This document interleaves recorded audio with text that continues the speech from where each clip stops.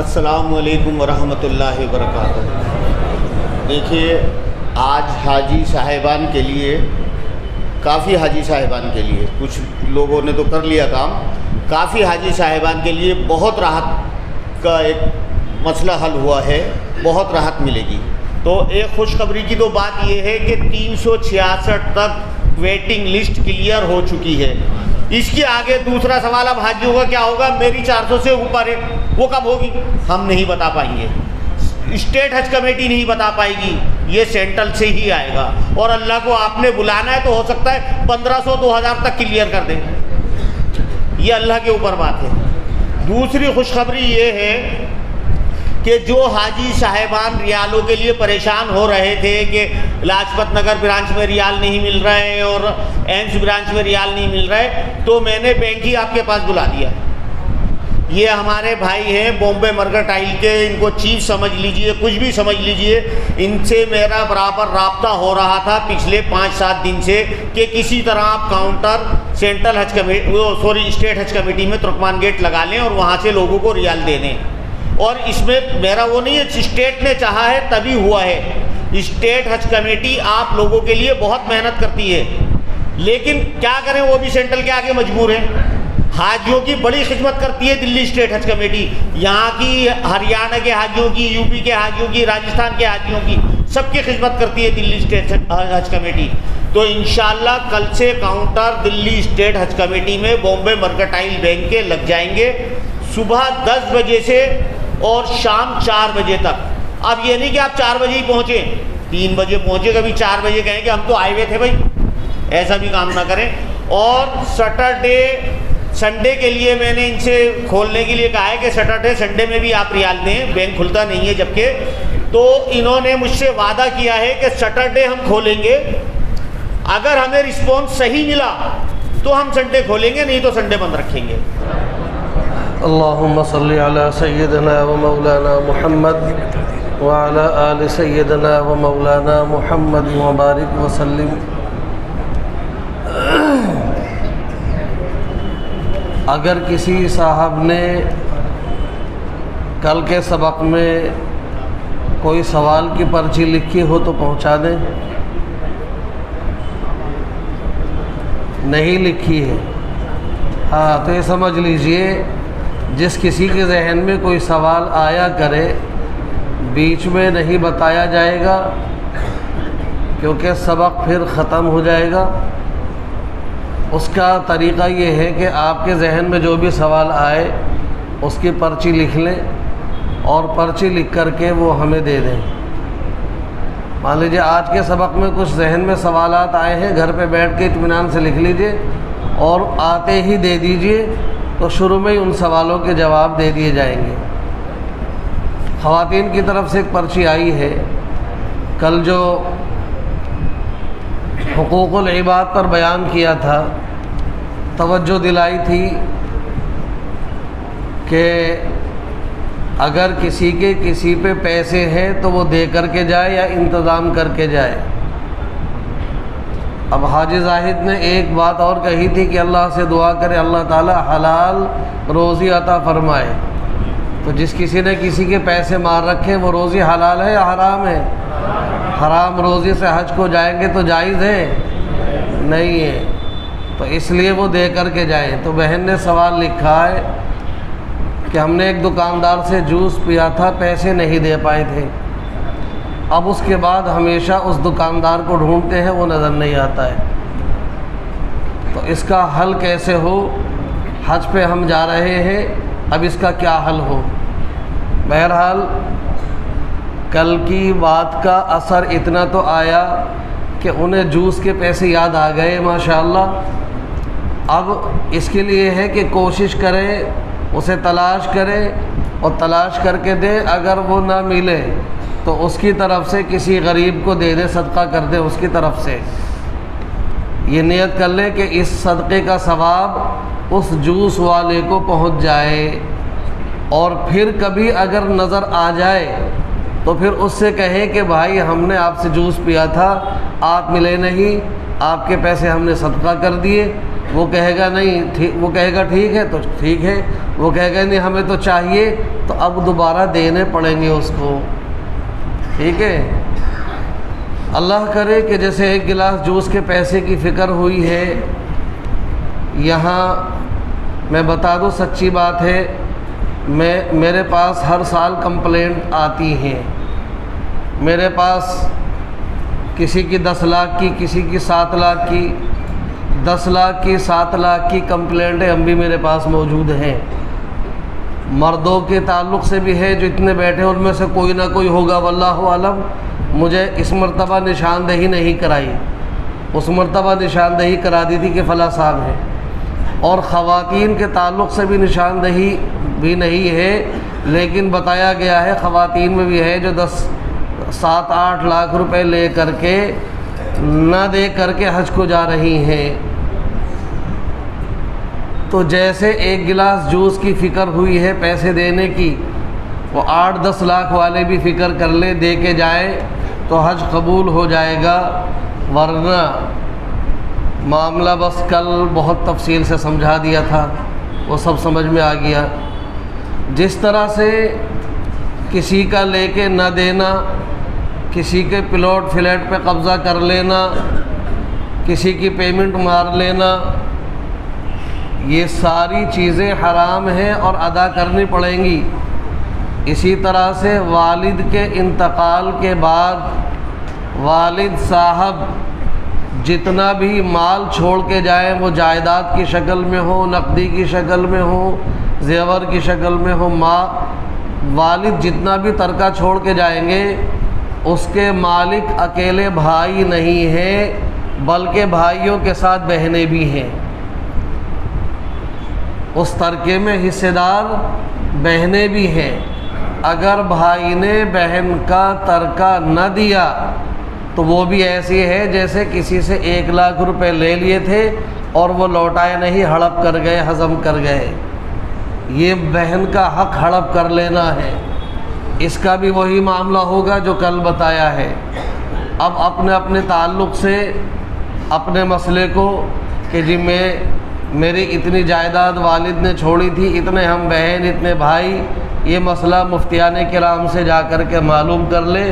میں توجہ یہ دلا رہا ہوں کہ جیسے کسی کے پلاٹ پر قبضہ کرنا حرام، جیسے کسی کی پیمنٹ مارنا حرام، ایسے ہی بہن کا حق نہ دینا حرام، اور بہن کا حق دیے بغیر حج کو جائے گا تو سب کچھ کرتا رہے گا، فرض ادا ہو جائے گا، لیکن جو فضیلت حاصل ہونی چاہیے وہ نہیں ہوگی۔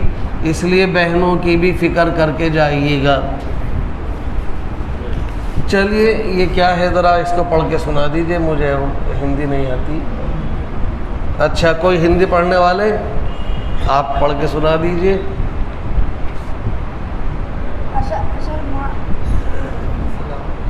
السلام علیکم، اگر آپ آ جائیے، ہاں چشمہ بھولے ہے گھر پہ، بیٹھ جاؤ۔ اگر طواف کے دوران وضو ٹوٹ جائے تو کیا تیمم کیا جا سکتا ہے؟ ہم ٹریننگ کے دوران بتایا گیا تھا کہ آپ تیمم کر سکتے ہیں، ہمیں ٹریننگ کے دوران بتایا، کسی اور نے بتایا ہوگا۔ جس نے بھی بتایا ہے بہت غلط مسئلہ بتایا ہے۔ جس نے بھی بتایا ہے کہ اگر طواف کے دوران وضو ٹوٹ جائے تیمم کر سکتے ہیں، بالکل غلط مسئلہ ہے۔ تیمم کی شرائط بڑی لمبی چوڑی ہے، حرم میں وہ شرائط نہیں پائی جاتی۔ کیوں؟ اب کئی سال سے جو حرم کا اندر کا حصہ ہے، اندر کے حصے میں بھی وضو خانے بنے ہوئے ہیں۔ 2016-17 تک نہیں بنے ہوئے تھے، تو کسی کا وضو ٹوٹتا تھا تو وہ 2 کام کرتے تھے لوگ، یا تو وہیں آب زمزم کی ٹوٹی پہ جا کے اس سے وضو کر لیا کرتے تھے باہر نہ نکل کے، یا پھر باہر نکل کر کے اس وضو خانے میں جا کر کے وضو کرتے تھے۔ لیکن اب الحمدللہ باقاعدہ وضو خانے بھی 3-4 سائیڈ میں بنا دیے گئے ہیں، تو طواف کرتے ہوئے وضو ٹوٹ گیا، بس اس کونے پہ بھی وضو خانہ ہے، اس کونے پہ بھی وضو خانہ ہے، جب برابر میں پانی ہے تو وضو کرنا پڑے گا، تیمم سے کام نہیں چلے گا۔ جس نے بھی بتایا ہے بالکل غلط مسئلہ ہے۔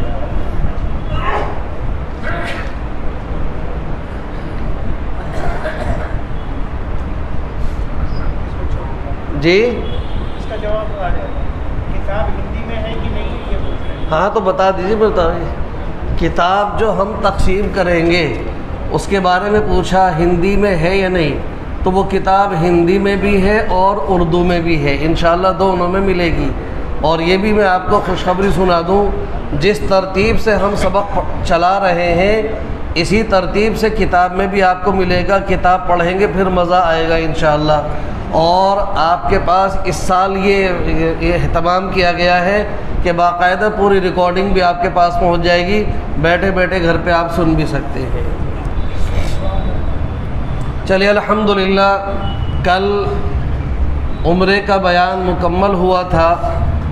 آج کا سبق ہے عمرے سے فارغ ہونے کے بعد حج کے لیے جانے تک اس بیچ کے حصے میں حاجیوں کو کیا کرنا ہے۔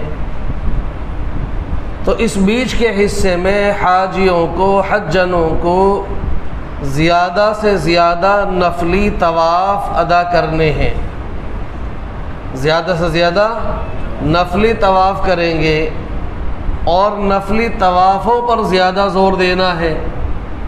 فرض نمازوں کے علاوہ نفلی نماز پہ اتنا زور نہ دیجیے گا، زیادہ زور نفلی نمازوں کے بجائے طواف پر دیں۔ کیوں؟ نفلی نمازیں دنیا کے کسی بھی حصے میں پڑھ سکتے ہیں، ذکر و اذکار دنیا کے کسی بھی حصے میں کر سکتے ہیں، سارے کام دنیا کے کسی بھی حصے میں کر سکتے ہیں، لیکن طواف صرف اور صرف بیت اللہ شریف کے ارد گرد ہی ہوگا۔ مکہ مکرمہ میں بھی، حرم شریف میں اور حرم شریف میں بھی مطاف میں، یہ عمل وہاں کے علاوہ اور کہیں نہیں ہوگا۔ اللہ رب العزت نے ہماری قسمت کھولی کہ ہم کو وہاں پہنچا دیا، تو ہم زیادہ سے زیادہ نفلی طواف کرنے پر زور دیں۔ ہاں موقع نہیں ہے، تھکے ہوئے ہیں، طبیعت ٹھیک نہیں، بھیڑ زیادہ ہے، اب حرم میں بیٹھے ہیں، تو اب کیا کریں؟ اب قرآن کی تلاوت کیجئے، جو قرآن پڑھے ہوئے نہیں ہے ذکر کیجئے، بیٹھے بیٹھے بیت اللہ کو دیکھیے۔ اللہ کے نبی صلی اللہ علیہ وسلم نے ارشاد فرمایا کہ اللہ رب العزت روزانہ بیت اللہ شریف پر 120 رحمتیں نازل فرماتا ہے۔ کتنی رحمتیں؟ 120 رحمت۔ رحمت کا تعارف سمجھ لیجئے کہ اللہ کی صرف ایک رحمت پوری دنیا میں جتنی بھی مخلوقات ہیں، کم و بیش 18,000 مخلوقات ہیں، انسان، جنات، فرشتے، حیوان، چرن پرند جتنے بھی ہیں، ان سب کے لیے صرف ایک رحمت کافی ہے۔ کتنی رحمت کافی ہے؟ صرف ایک رحمت۔ لیکن اللہ تبارک و تعالی حاجیوں کے اکرام کے لیے 1 2 نہیں، 10 20 نہیں، 120 رحمتیں عطا فرما رہا ہے روزانہ۔ سبحان اللہ۔ ہاں تو اب بتائیے ان 120 رحمتوں میں کس کا کتنا حصہ ہے؟ جو نفلی طواف کر رہا ہے، نفلی طواف کرنے والے کو 60 رحمتیں ملیں گی۔ نفلی طواف کرنے والے کو 60 رحمتیں ملیں گی۔ اور جو شخص نفلی نمازیں پڑھ رہا ہے، قرآن کی تلاوت کر رہا ہے، تسبیحات پڑھ رہا ہے، ذکر کر رہا ہے، اس کو 40 رحمتیں ملیں گی۔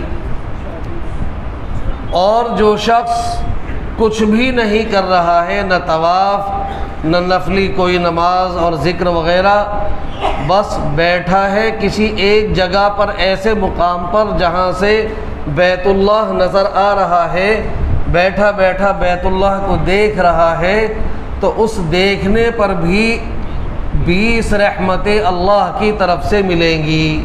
سبحان اللہ، کیا اللہ کی عطا ہے کہ خالی بیٹھنے والے کو بھی اللہ نے وہاں پر محروم نہیں کیا۔ تو لہٰذا اپنی قسمت پر جتنا بھی ناز کرے کم ہے، ہاں، اور اپنے زیادہ سے زیادہ وقت کو ہم یا تو نفلی طواف میں گزاریں، یا نفلی طواف کرنے کی ہمت نہیں، طاقت نہیں، کمزوری ہے، بیماری ہے، بھیڑ زیادہ ہے، تو قرآن کی تلاوت، ذکر و اذکار، نفلی نمازیں یا تسبیحات، ان کی پابندی کرے، حرم میں مصروف رہے عبادت میں، یا بیت اللہ کو دیکھ کر کے 20 رحمتیں حاصل کریں۔ اور اگر کوئی شخص بیٹھا بیٹھا بیت اللہ کو دیکھ بھی رہا ہے اور قرآن بھی پڑھ رہا ہے، بیٹھا بھی دیکھ بھی رہا ہے اور ذکر و اذکار بھی کر رہا ہے، تو اب کتنی رحمت ہو جائیں گی اس کے حصے میں؟ 60 رحمتیں اس کے حصے میں آ جائیں گی۔ 40 رحمتیں ذکر و اذکار کی، قرآن کی تلاوت کی، اور 20 رحمتیں بیت اللہ کو دیکھنے کی۔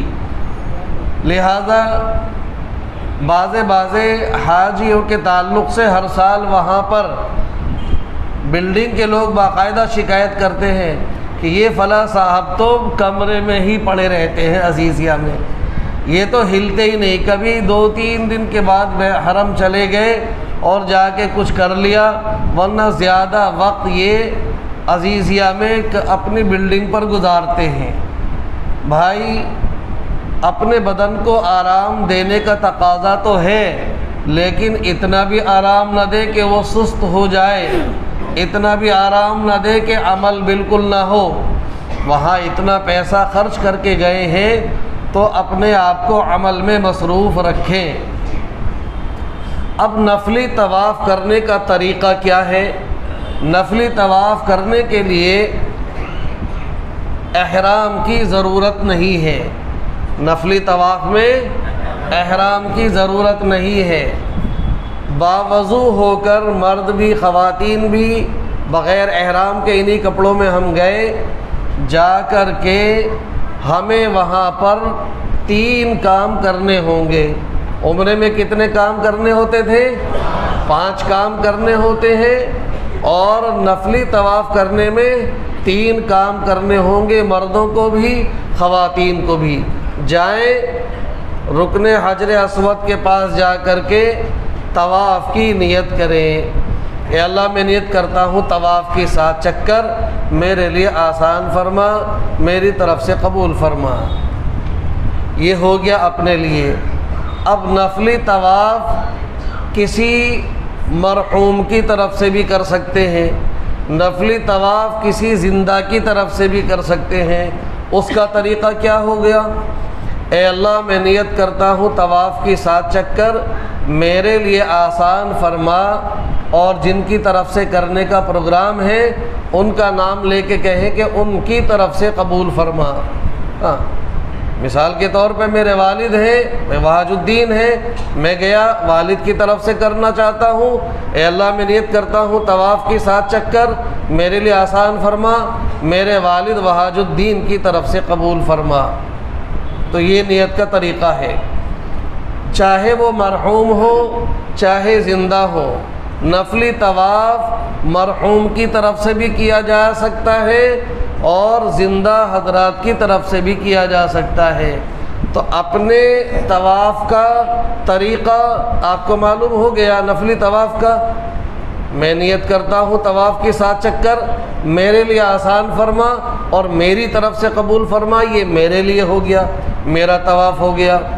کسی مرحوم کی طرف سے کروں یا کسی زندہ کی طرف سے، اے اللہ میں نیت کرتا ہوں طواف کی 7 چکر میرے لیے آسان فرما، میرے فلاں کی طرف سے قبول فرما۔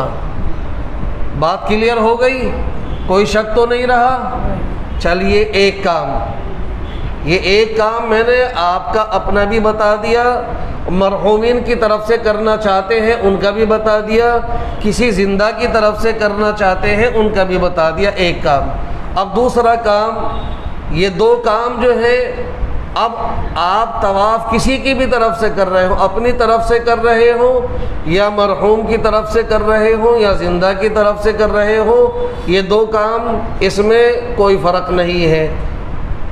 استقبال کریں گے، کانوں تک ہاتھ اٹھائیں گے، بسم اللہ اللہ اکبر وللہ الحمد، اور ہاتھ چھوڑ دیں گے، دو کام ہوئے۔ تیسرا کام استلام، بسم اللہ اللہ اکبر وللہ الحمد، اور چوم لیں گے۔ اس کے بعد طواف کے 7 چکر اسی طرح سے کریں گے جیسے آپ کو پہلے طواف کرنے کا طریقہ بتایا تھا۔ عمرے کے طواف میں، نفلی طواف میں فرق یہ ہے کہ عمرے کے طواف میں پہلے 3 چکروں میں کیا ہو رہا تھا؟ رمل ہو رہا تھا، لیکن نفلی طواف کے 7 چکر نارمل ہوں گے، اس میں رمل نہیں ہوگا۔ تو 7 چکر نارمل، طریقہ وہی ہے کہ رکن حجر اسود سے رکن یمانی تک تیسرا کلمہ، رکن یمانی سے رکن حجر اسود تک ربنا آتنا، پوری دعا کی کتاب آپ کو مل جائے گی انشاءاللہ۔ اور ہر چکر پہ رک کے آپ کو استلام کرنا ہوگا، جیسے آپ کو کل طواف کا طریقہ بتایا تھا، سارا طریقہ بالکل سیم ہے، بس فرق اتنا ہے عمرے کے طواف میں پہلے 3 چکروں میں رمل ہے، نفلی طواف میں رمل نہیں ہے، 7 چکر نارمل ہیں۔ نفلی طواف کے 7 چکر پورے ہو گئے تو جیسے آپ نے عمرے کے طواف میں طواف سے فارغ ہو کر 2 رکعت واجب الطواف ادا کی تھی، نفلی طواف کے بعد بھی 2 رکعت واجب الطواف ادا کریں گے۔ 2 رکعت واجب الطواف کرنے کے بعد اب آپ دعا کر لیں گے اور آپ کا طواف مکمل ہو گیا۔ اب اس نفلی طواف کے بعد آپ کو صفا مروہ پر نہیں جانا ہے۔ تو نفلی طواف میں 3 فرق سمجھ لیجئے۔ نفلی طواف میں احرام نہیں ہے۔ پہلا فرق کیا ہے؟ زور سے بتائیں۔ نفلی طواف میں احرام نہیں ہے۔ نفلی طواف کے 7 چکر نارمل ہوں گے، اس کے 3 چکروں میں رمل نہیں ہے۔ نفلی طواف کے بعد 2 رکعت پڑھنے کے بعد صفا مروہ پر نہیں جانا ہے۔ عمرے میں صفا مروہ پہ جانا تھا، تو بس 3 کام کر کے 7 چکر اسی طریقے سے کیے اور 2 رکعت واجب الطواف ادا کر لی، 1 طواف نفلی ہمارا ہو گیا۔ اب اس کے بعد دوسرا کرنا ہے، پھر آئیں وہیں حجر اسود پر اور وہی 3 کام کریں اور پھر 7 چکر پورے کر لیں اسی ترتیب کے ساتھ، 2 رکعت پڑھ لیں، 2 ہمارے طواف ہو گئے۔ عصر مغرب کے بیچ میں اگر ہم طواف کر رہے ہیں تو اس میں یہ کرنا ہے، طواف کے 7 چکر پورے ہو گئے، یہاں پر ہم نے استلام کر لیا۔ اب اس کے بعد ہمارا دل چاہتا ہے کہ اور طواف کروں، تو ابھی چونکہ عصر مغرب کے بیچ میں نماز نہیں پڑھنی ہے تو پھر دوسرا طواف کرنا چاہتے ہیں، آپ وہیں اسی حجر اسود پر 2-4 قدم ادھر ہو جائیے۔ ابھی آپ طواف کرتے کرتے ادھر رکن حجر اسود سے تھوڑا سا آگے نکل گئے تھے، آپ تھوڑا سا پیچھے 10-5 قدم پیچھے آئیں اور وہاں سے نیت کریں اور استقبال کریں، استلام کریں، پھر دوسرا طواف شروع کر دیں۔ 7 چکر پورے ہو گئے، مغرب کی اذان کا وقت ہو گیا، اب آپ اطمینان سے بیٹھ جائیں۔ جب مغرب کی نماز سے فارغ ہو جائیں تو وہ جو 2 طواف آپ نے کیے تھے اس کی کتنی رکعت پڑھنی ہے؟ 2 کر کے 4 رکعت آپ ان دونوں طوافوں کی مغرب کی نماز کے بعد ادا کر لیں گے۔ یہ پورا معاملہ سمجھ میں آ گیا؟ اس میں تو کوئی دقت نہیں ہے، کچھ پریشانی تو نہیں؟ چلیے اب آئیے، دل چاہتا ہے کہ میں اپنی طرف سے یا اپنے کسی مرحوم کی طرف سے نفلی عمرہ کر لوں۔ دیکھیے نفلی طواف تو بالکل کلیئر ہو گیا نا، اس میں کوئی دقت نہیں ہے۔ اب نفلی عمرہ کرنے کا دل چاہ رہا ہے کہ ابھی میرے پاس وقت بہت ہے، میں چاہتا ہوں مرد ہو یا خواتین کہ نفلی عمرہ کروں، اس کے لیے آپ کو یہ کرنا ہوگا کہ آپ اپنے ہی کمرے پر غسل کر کے اور احرام باندھ لیجئے۔ خواتین بھی اپنے ہی کمرے پر غسل کر کے اور اپنے سر پہ جو تکونہ اسکارف باندھتی ہیں وہ باندھ لیں۔ اس کے بعد ٹیکسی کے ذریعے سے مسجد عائشہ پہنچ جائیں، یا ایک مقام ہے جارانہ وہاں پر پہنچ جائیں۔ مسجد عائشہ جا کے بھی آپ نیت اور تلبیہ کر سکتے ہیں، اور مسجد جارانہ جا کر کے بھی آپ نیت تلبیہ کر سکتے ہیں۔ جارانہ جانے والے اس کو بڑا عمرہ کہتے ہیں عام طور سے، بس وہ بڑا عمرہ اس لیے کہہ دیتے ہیں مسجد عائشہ قریب ہے اور جارانہ ذرا کچھ دور ہے، وہ دور جا کر کے نیت کرتے ہیں تو اسے بڑا عمرہ کہہ دیتے ہیں۔ آپ کو جہاں بھی جانا ہے چاہے مسجد عائشہ پہنچ جائیں، ٹیکسی والے آپ کو وہاں پہنچا دیں گے، اور اگر جارانہ جانا ہے تو آپ ان کو کہہ دیں بڑا عمرہ کہہ دیں گے، تب بھی آپ کو پہنچا دیں گے۔ ٹیکسی والوں سے طے کر لے کتنے پیسے لے گئے۔ وہاں جا کر کے آپ باوضو ہو کر 2 رکعت نفل احرام پڑھیں، مرد بھی خواتین بھی۔ 2 رکعت نفل احرام پڑھنے کے بعد بس وہیں بیٹھے بیٹھے آپ نے اوپر کے چادر سے سر ڈھک کے 2 رکعت نفل احرام پڑھی، سلام پھیرا، چادر اتارنے کے بعد یعنی سر کھول کر کے اب آپ نیت کریں گے، اے اللہ میں نیت کرتا ہوں عمرے کی، میرے لیے آسان فرما، میری طرف سے قبول فرما۔ یہ میری طرف سے ہو گیا۔ اور اگر کسی اپنے مرحوم یا زندہ کسی دوسرے کی طرف سے کرنا چاہتے ہیں تو اے اللہ میں نیت کرتا ہوں عمرے کی، میرے لیے آسان فرما، میرے فلاں کی طرف سے قبول فرما۔ جس کی طرف سے آپ کو عمرہ کرنا ہے ان کا نام لے کر کے کہیں گے کہ ان کی طرف سے قبول فرما۔ اب اس کے بعد پڑھیں گے لبیک اللہم لبیک، پورا تلبیہ 3 مرتبہ پڑھ کے آپ مسجد سے نکل کے حرم کی طرف روانہ ہو جائیں گے اور تلبیہ پڑھتے ہوئے چلے آئیں گے۔ تلبیہ پڑھتے پڑھتے آپ آئیں گے بیت اللہ۔ جب حرم میں داخل ہوں گے تو اب یہاں بھی آپ نظروں کو جھکا کر کے چلیں، اور جب بیت اللہ کے قریب پہنچ جائیں تو بیت اللہ کو دیکھ کر کے آپ دعا مانگیں۔ دعا سے فارغ ہو کر کے اب آپ آئیے تلبیہ پڑھتے ہوئے ہری بتی کی طرف، رکن حجر اسود کی طرف۔ تو آج نفلی عمرہ کرنے میں بھی وہی 5 کام کرنے ہیں۔ میں پوچھوں گا آپ زور سے بتائیں پہلا کام کیا کریں گے؟ تلبیہ بند کر دیں گے۔ دوسرے کام میں ذرا زور سے بولیے گا، اتنا ہلکا نہیں۔ میں جو بولتا ہوں نا اتنی تیز تو یہاں میرے تکلیف ہونے لگتی ہے، مگر پھر بھی زور سے بولتا ہوں۔ آپ کو آدھے گھنٹے میں 1 دفعہ بلوائیں تو یہاں تکلیف ہوتی ہے، یہاں ہوتی ہے، یہاں ہوتی ہے، کہاں تکلیف ہوتی ہے؟ میں مسلسل بولتا ہوں اور میرے تکلیف ہوتی، برداشت کرتا ہوں، پھر بھی زور سے بولتا ہوں۔ آپ کو تو تکلیف نہیں ہونی چاہیے، میں بار بار کہہ رہا ہوں زور سے بولا کریے۔ تو پہلا کام تلبیہ بند کرنا۔ یہ پتہ چلا کہ ہاں سبق سن رہے ہیں، زندہ ہیں، ہم قبرستان میں نہیں بیٹھے ہیں۔ دوسرا کام کیا کرنا ہے؟ کندھا کھولنا ہے داہنا۔ تیسرا کام نیت کرنی ہے۔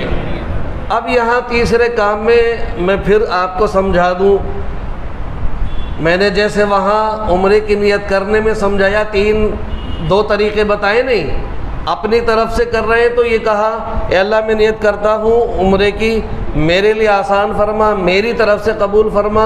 اور اگر کسی اور کی طرف سے کر رہے ہیں اے اللہ میں نیت کرتا ہوں عمرے کی، میرے لیے آسان فرما اور میرے فلاں کی طرف سے قبول فرما۔ یہاں نیت میں بھی یہی کہیں گے اے اللہ میں نیت کرتا ہوں طواف کی 7 چکر، میرے لیے آسان فرما، میری طرف سے قبول فرما۔ یا کسی اور کی طرف سے کر رہے ہیں عمرہ تو میرے لیے آسان فرما، میرے فلاں کی طرف سے قبول فرما۔ بات برابر ہو گئی۔ اب اس کے بعد تیسرا کام ہوگا استقبال۔ چوتھا کام استقبال اور پانچواں کام استلام۔ اس کے بعد پھر جیسے آپ نے عمرہ پہلے کیا تھا، پہلے 3 چکروں میں رمل اور بعد کے 4 چکر نارمل، اور خواتین 7 چکر نارمل۔ طواف کے 7 چکر پورے کرنے کے بعد اب 2 رکعت واجب الطواف ادا کر کے اب آپ جائیں گے صفا پر۔ صفا پہ جانے کے بعد بھی اب وہی نیت ہے، نیت میں بھی وہی مسئلہ ہے۔ اے اللہ میں نیت کرتا ہوں سعی کی 7 چکر میرے لیے آسان فرما، میری طرف سے قبول فرما، اگر میں اپنا کر رہا ہوں، اور اگر میں کسی دوسرے کی طرف سے کر رہا ہوں، وہ زندہ ہو یا مردہ ہو، تو اے اللہ میں نیت کرتا ہوں سعی کی 7 چکر میرے لیے آسان فرما، میرے فلاں کی طرف سے قبول فرما۔ اور اس کے بعد سعی کے 7 چکر جیسے کل بتائے تھے اسی طرح سے 7 چکر پورے کر لے۔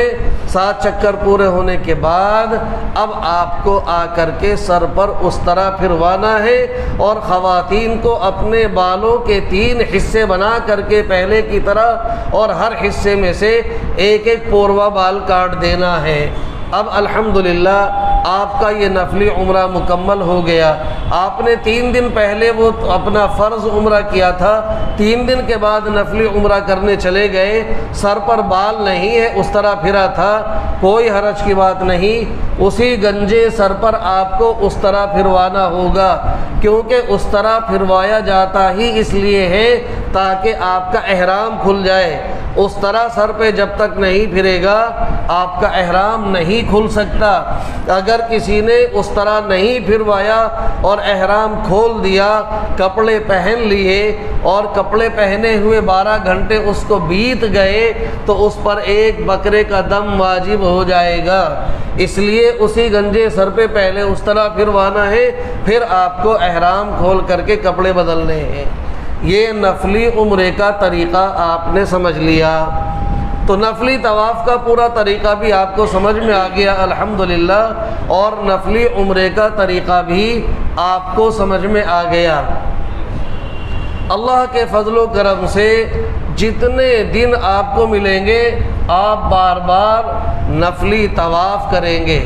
دیکھو زیادہ زور جو دینا ہے وہ نفلی طواف پر دینا ہے، نفلی عمروں پہ اتنا زور نہیں دینا ہے، نفلی طواف پہ زیادہ زور دینا ہے، کیونکہ جتنے دیر میں ایک عمرہ کریں گے اتنے دیر میں آپ کئی نفلی طواف کر سکتے ہیں، تو اس کی فضیلت آپ زیادہ حاصل کر پائیں گے۔ آپ ایک عمرہ کریں گے جتنی دیر میں، اتنی دیر میں آپ 4 طواف کر کے فارغ ہو جائیں گے، تو ثواب اس میں زیادہ مل جائے گا انشاءاللہ۔ تو زیادہ سے زیادہ نفلی طواف پر زور دیا جائے۔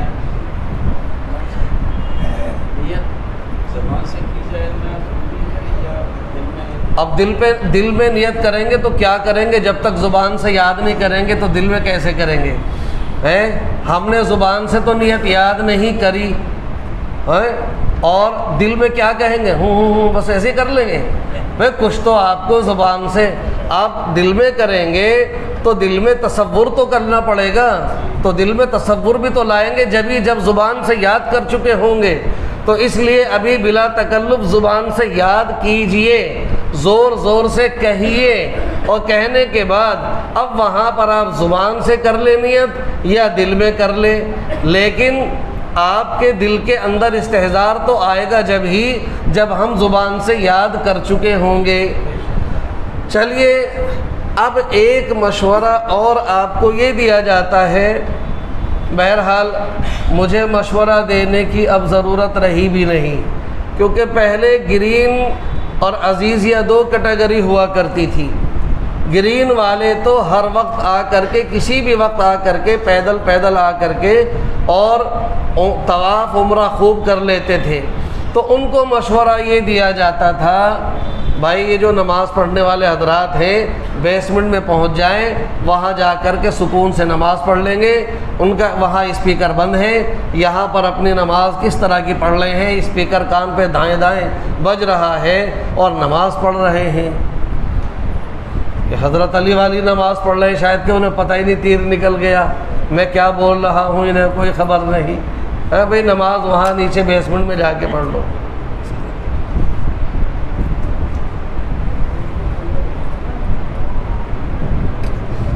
گرین والوں کو پہلے یہ مشورہ دیا جاتا تھا کہ جب حج کے ایام قریب آ جائیں، جب حج کے 4-5 دن رہ جائیں تو اپنے نفلی کاموں میں تھوڑی سی کمی لے آئیں۔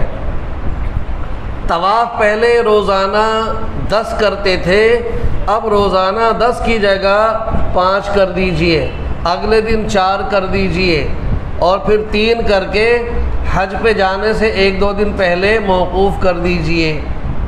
عمرہ چھوڑ دیجئے، زیادہ محنت نہ کیجئے۔ وجہ اس لیے مشورہ دیتے تھے کہ یہ ابھی نفلی کام چل رہا ہے، اور ابھی کل یا پرسوں کو آپ کو فرض ادا کرنے کے لیے جو حج کے 5 دن ہیں وہ 5 دن بڑے اہم ہیں اور بڑی مشقت والے ہیں، انہی میں زیادہ محنت ہوتی ہے۔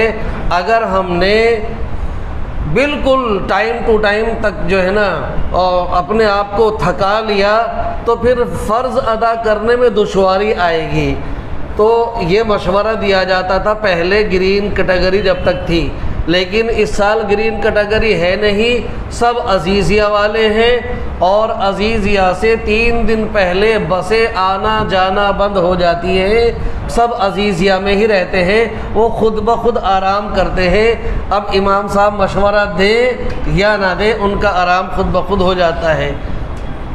پیدل آنے کی ہمت نہیں ہوتی، کیونکہ کہیں کوئی 5 کلومیٹر کی دوری پر ٹھہرا ہے، کوئی 6 کلومیٹر کی دوری پر، کوئی 8 کلومیٹر کی دوری پر، تو پیدل آنے کی ہمت نہیں، اور ٹیکسی والوں کا کرایہ آسمان کو چھونے لگتا ہے۔ تب حاجی جو ہے، حاجی سوچتے ہیں کہ اپنے ریال جتنے زیادہ سے زیادہ بچ سکے بچا لو۔ حاجی ریال زیادہ بچانے کی فکر کرتے وہاں، اور اس ریال کے بچانے کی چکر میں جہاں پر مال بٹ رہا ہوتا وہاں پر لائن لگاتے ہیں، یہاں تک کہ عرفات والے دن بھی بجائے دعاؤں میں مصروف رہنے کے مال بٹنے کے اس میں ٹینکر پہ لائن لگا رہے ہوتے ہیں۔ دیکھو ہم حج کو جا رہے ہیں، خوب خرچ کریں۔ نبی اکرم صلی اللہ علیہ وسلم نے ارشاد فرمایا اما عائشہ رضی اللہ عنہا سے کہ عائشہ تیرے حج اور تیرے عمرے کا ثواب تیرے خرچ کی بقدر ملے گا، جتنا تو خرچ کرے گی حج میں اور عمرے میں اتنا زیادہ ثواب ملے گا۔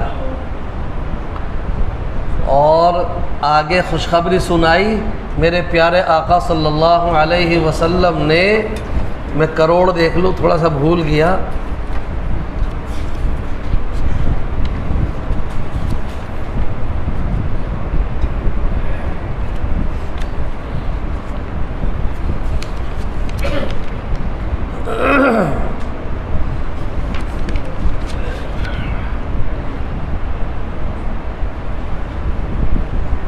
ہاں اب کروڑ، یہ طبرانی اور بیہقی کی روایت ہے کہ جہاد میں اور حج میں خرچ کرنے کا ثواب نبی اکرم صلی اللہ علیہ وسلم کا ارشاد ہے کہ حج میں خرچ کرنا جہاد میں خرچ کرنے کی طرح ہے۔ 1 روپے کا بدلہ 700 روپے ہے، 1 روپے کا بدلہ 700 روپے، اور حرم کی نیکیوں میں جب اس کو 700 درجے المضاعف کیا جائے گا تو 1 روپے خرچ کرنے کا بدلہ 4 کروڑ روپے خرچ کرنے کے برابر ہے۔ ارے ماشاءاللہ تو کہہ دو، اگر یہ کہہ دیتے وہاں 1 روپیہ خرچ کرو گے 4 کروڑ ملیں گے تو سب اچھل کے سبحان اللہ کہتے۔ 1 روپیہ خرچ کرا وہاں پر حج کے سفر میں تو کتنا ثواب ملا؟ 4 کروڑ روپے خرچ کرنے کے برابر ثواب ملے گا۔ اتنا تو یہاں کر بھی نہیں سکتے۔ اب کوئی 1 ریال خرچ کر کے بس نہ کرے کہ بس میں نے 1 ریال خرچ کر دیا، مجھے تو 4 کروڑ ریال کا ثواب مل گیا، بس چھٹی، اب نہیں دوں گا کسی کو بھی، اب نہ میں کسی حاجی کو چائے پلاؤں، نہ کسی وہاں صفائی مین کو 1 روپیہ دوں، کیونکہ میں نے تو 1 ریال دے دیا، میرے تو 4 کروڑ پکے ہو گئے۔ ارے بھائی جتنا زیادہ خرچ کریں گے میرے نبی نے اس سے پہلے حدیث جو میں نے سنائی اما عائشہ رضی اللہ عنہا سے فرمایا کہ تیرے حج اور تیرے عمرے کا ثواب تیرے خرچ کی بقدر ملے گا، جتنا تو خرچ کرے گی اتنا تیرے حج کا ثواب بڑھے گا۔ تو لہذا حج میں کنجوسی مت کرنا، خرچ کرنے میں اپنے ساتھیوں پر بھی خرچ کرو، وہاں کے فقراء غریبوں پر بھی خرچ کرو، وہاں کے ملازمین جو حرم کے ملازمین ہیں ان پر بھی خرچ کرو، اور جو وہاں پر چیزیں بیچ رہے ہیں ضرورت کی چیزیں خرید کر کے یہ بھی ایک طرح سے ان کی تجارتی اعانت کرنا ہے۔ ہاں کہ بھئی اب تو کیا ہوتا ہے کہ یہ بھی دلی سے لے لیں گے اور وہ بھی دلی سے لے لیں گے اور وہ بھی دلی سے لے لیں گے، بھئی سب کچھ دلی پہ مت چھوڑنا، کچھ وہاں سے بھی لینا۔ اور کس نیت سے لیں گے ہم؟ کس نیت سے لیں گے کہ میں یہ جو میں سامان خرید رہا ہوں یہ میرا بھائی یہاں پر مقیم ہے مکہ مکرمہ میں، مدینہ منورہ میں، اس کی تجارت میں ترقی ہو، اس کے بھی بال بچے ہیں، اس کا بھی خرچہ چلے، تو انشاءاللہ یہ بھی اسی خرچ میں شامل ہو جائے گا۔ تو زیادہ سے زیادہ خرچ کریں، اور اللہ تبارک و تعالی بخیل کو تو پسند کرتا ہی نہیں ہے۔ جو جتنا زیادہ خرچ کرے گا، ہم اپنے جیب کے دہانے کو جتنا کھولیں گے، جتنا بڑا کریں گے، اللہ کے خزانے کا دہانہ اتنا ہمارے اوپر کھلتا چلا جائے گا۔ جس کو تجربہ کرنا ہو وہ خرچ کر کے دیکھ لے۔ اسی لیے فرمایا حاجی کبھی فقیر نہیں ہو سکتا جو اخلاص کے ساتھ حج کر کے آئے۔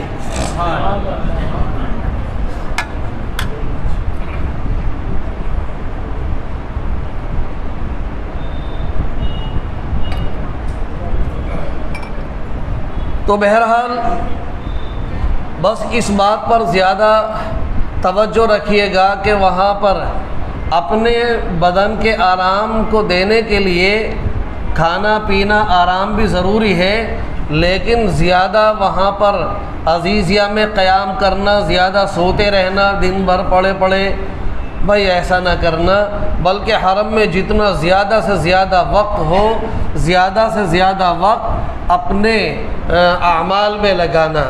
اور میں اپنی ماں بہن بیٹیوں کو ایک ہدایت یہ کر رہا ہوں کہ جب طواف کرنے جائیں تو ایک تو کانچ کی چوڑی یہاں سے پہن کے نہ جائیں، کانچ کی چوڑی یہیں سے اپنی نکال کر کے جائیں اپنی اور وہ سونے کی بھی نہ لے کے جائیں، کیونکہ وہاں پر بڑے بڑے پڑے ہوئے ہیں۔ اور بھی بہت ساری ہوتی ہیں چوڑیاں اس طرح کی آرٹیفیشل ہوتی ہیں، وہ لے کر کے جائیں۔ کانچ کی چوڑیاں اس لیے نہیں پہننی ہیں کہ ہم کانچ کی چوڑیاں پہن کر کے طواف کر رہے ہیں اور گھر پہ بھی عام طور سے ذرا سے جھٹکے میں ٹوٹ جاتی ہے، تو وہاں بھی ذرا سے جھٹکے میں چوڑی ٹوٹ گئی، نیچے گر گئی، کسی حاجی کے پیر میں لگی، اس کے خون نکل آیا، وضو ٹوٹ گیا، اس کے لیے مسئلہ کھڑا ہو گیا۔ ابھی 4 چکر پورے نہیں ہوئے تھے کہ اس کے پیر میں ہماری چوڑی لگ گئی، اس کا خون نکل آیا، وضو ٹوٹ گیا، اب بیچارہ پھر نئے سرے سے محنت کرے گا۔ تو ہماری ذرا سی لاپرواہی کی وجہ سے اس کا پیر بھی زخمی ہوا اور اس کی محنت اور مشقت میں بھی اضافہ ہو گیا۔ تو ایک تو یہ ہے کہ کانچ کی چوڑی گھر سے ہی نہ لے کے جائیں، دیگر طرح کی چوڑیاں ہوتی ہیں وہ لے کر کے جائیں۔ دوسرے زیادہ زیور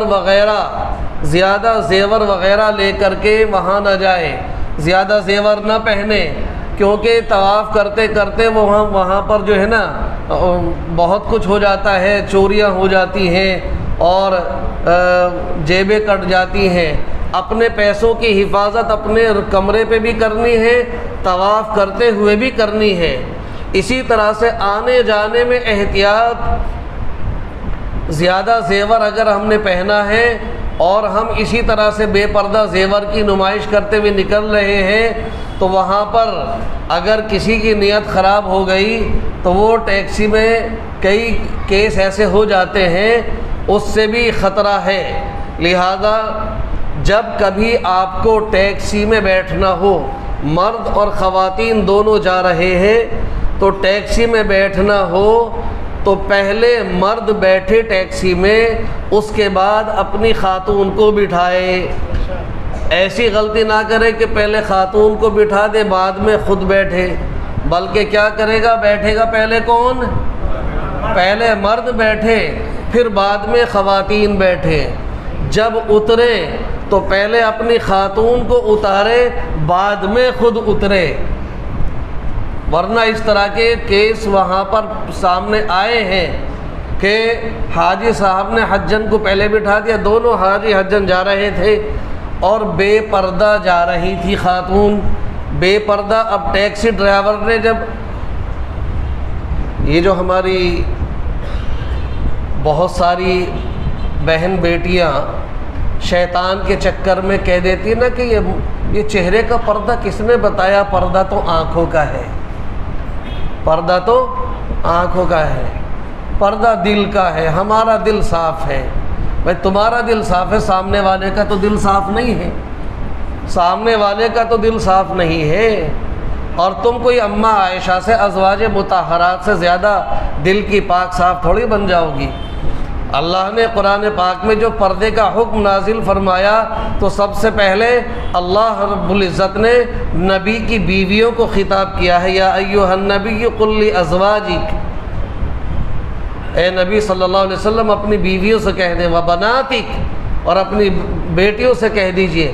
پھر بعد میں کہا ونساء المؤمنین، کہ مومنین کی عورتوں سے کہہ دیجئے کہ وہ پردہ کیا کریں، یدنین علیہن من جلابیبہن۔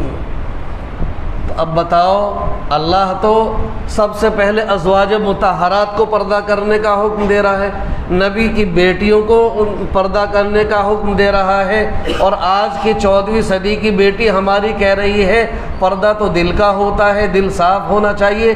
نعوذ باللہ ثم نعوذ باللہ، کہ ازواج مطہرات کا، نبی کی بیویوں کا، نبی کی بیٹیوں کا دل اتنا صاف نہیں تھا جتنا تمہارا صاف ہے، جو قرآن حکم دے رہا ہے۔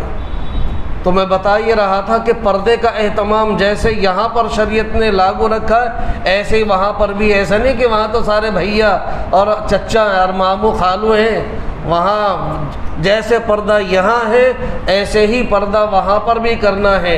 اور بے پردہ میاں بیوی جا رہے تھے تو ٹیکسی ڈرائیور سے اس کو روکا، فلاں جگہ جانا ہے۔